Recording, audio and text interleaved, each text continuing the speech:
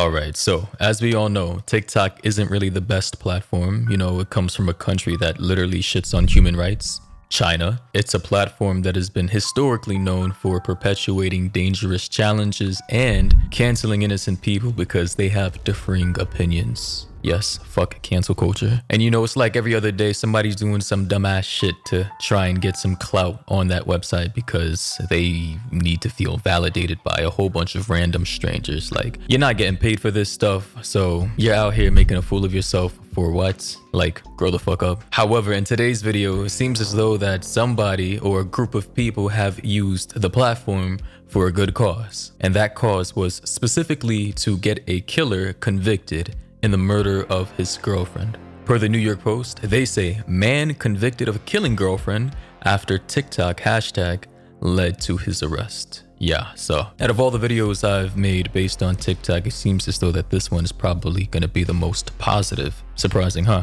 But before I go any further, be sure to follow me on Twitter and Instagram. Links are down below in the description. And also be sure to join our community Discord. If you have a Discord account, join up, get verified, select your roles, and get to know each other. But with that being said, let's get into this thing.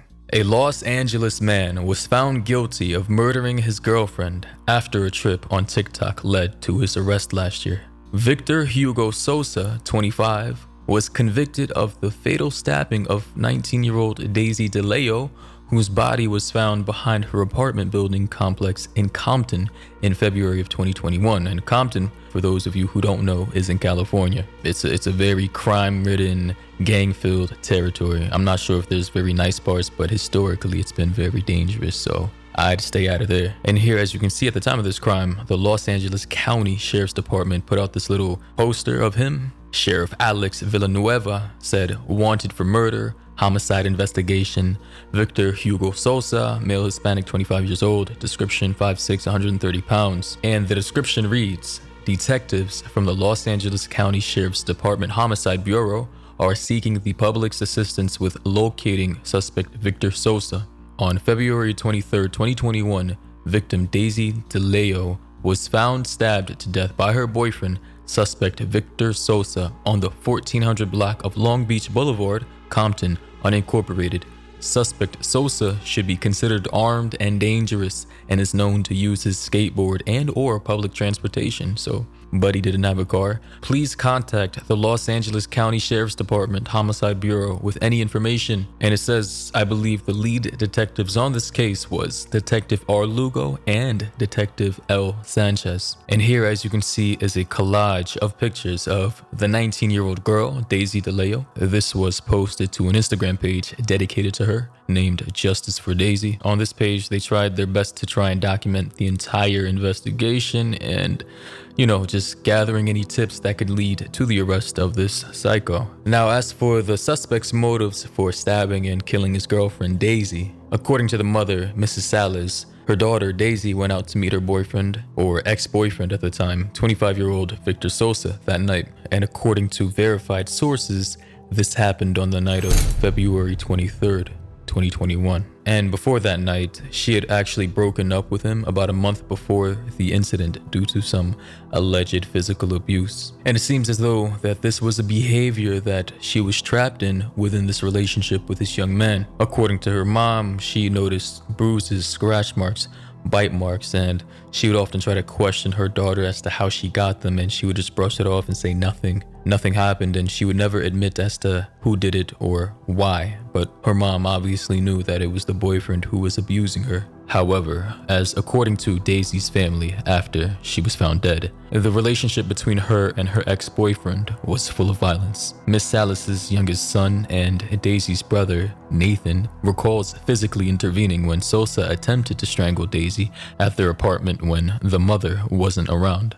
Another time, Nathan, her brother, says he was lying in the bunk bed he shared with his sister Daisy. Nathan was in the bottom bunk and Daisy in the top with Sosa, her boyfriend. When an argument broke out and Sosa physically attacked Daisy, Nathan, the brother, says he again had to intervene. But one instance of violence that Nathan says he wasn't able to intervene in came in during his sister's senior year of high school, when he said he saw his sister's boyfriend hit her over the head with a skateboard on the sidewalk outside their apartment. And then the boyfriend took off, and so did his sister, who was bleeding from her forehead, the brother says. So yeah, clearly with this revelation of information, she was mentally trapped in a relationship that she probably felt that she could not escape.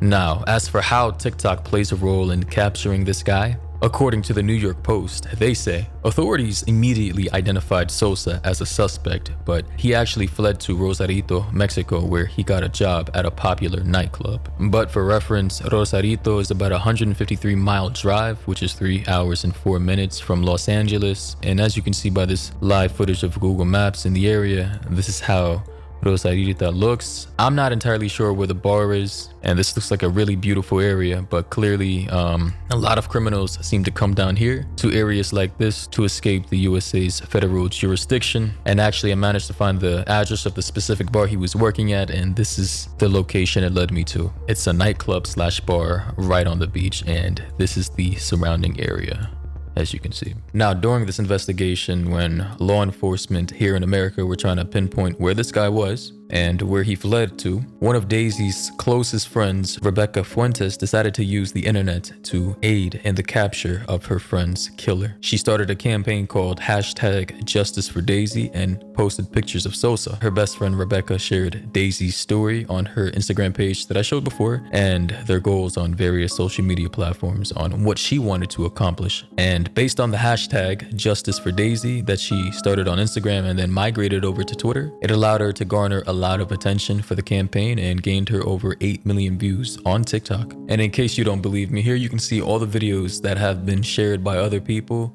who don't know her but just decided to help her out with the #JusticeForDaisy. Here you can see another video from another person, you know, trying to help out in the situation with #JusticeForDaisy.